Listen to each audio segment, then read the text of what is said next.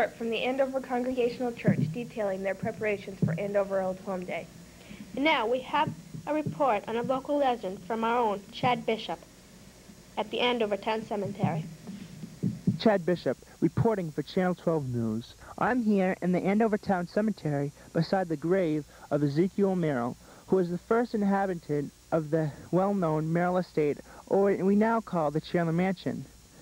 It was the first house built in Andover and located on the outskirts of the town. That cries can be heard in the great stone wall that surrounds the Merrill estate. The wall perimeters about a mile in square feet of the property. The house, which celebrated its 200th birthday last year in 1991, is said to be haunted. A story which is associated with the hauntings of the Merrill estate involves Henry Poor, who died in 1913. It is believed that he haunts the chimneys of the estate. During the Great Depression, Henry's father sold the house for $100 to his son-in-law. This reportedly caused a lot of tension between Henry and his brother William. Henry, a great hunter, was up visiting from New York. During his stay at the house, he was mysteriously shot in the back. The gun was on the bed while his body was found facing the ground, so it is questionable that he shot himself.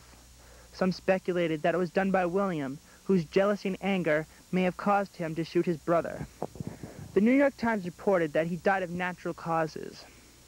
The Bangor Daily News said that he died in a hunting accident, and the local papers claimed that he accidentally shot himself while he was cleaning his gun. William has become a suspect based partly on the fact that he was so nervous when he came up to the house after the death. Was there a cover-up on this story? Do you want to start or do you want me to start? You can start. Okay. That certainly was interesting. I wonder if it's true. Could be. I personally don't believe in legends, but, you know, never know what happens there. Right. Some things just can't be explained. And now, a word from our sponsor. In the laundromat when a man came up to me with a bottle of Sopo. He took 2 of my husband's old shirts, set one in a bucket of Sopo and one with my old brand.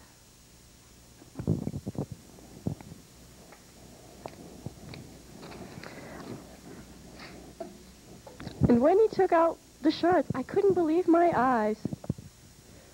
The Sopo one was so much cleaner than my old brand. I just couldn't believe it. Now I'm so happy with Sopo. My husband's clothes are so much cleaner. Thank you, Sopo. It's certainly a busy week for Telstar seniors as they prepare for graduation this Friday night. Why don't you tell us about it, Jenny? Thank you, Vicki.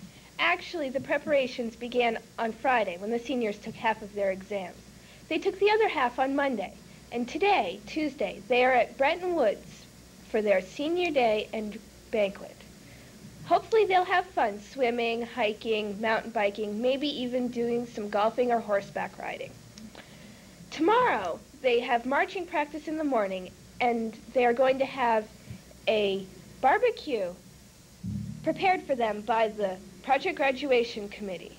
Tomorrow evening, they have the senior awards, where they'll find out who gets what scholarships and how much the scholarships are for. Certainly an important thing for people planning on going to college.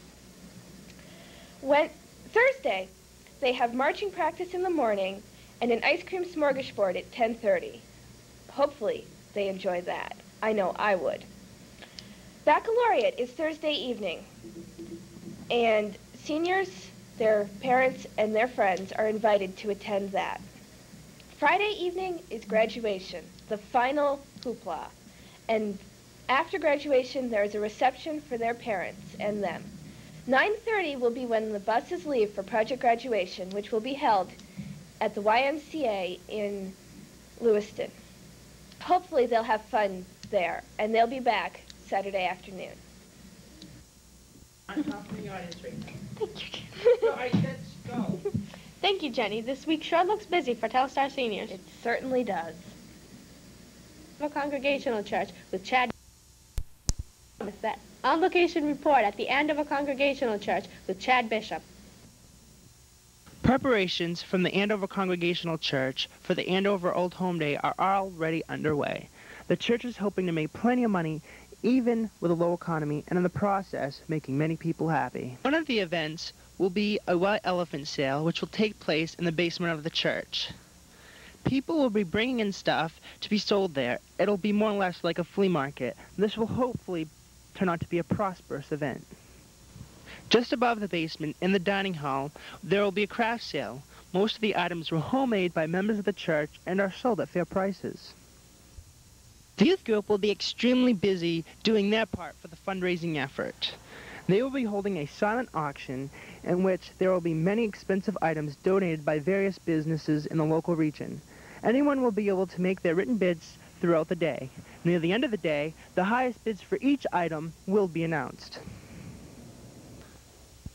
For kids, there will be popping prize balloons in the afternoon.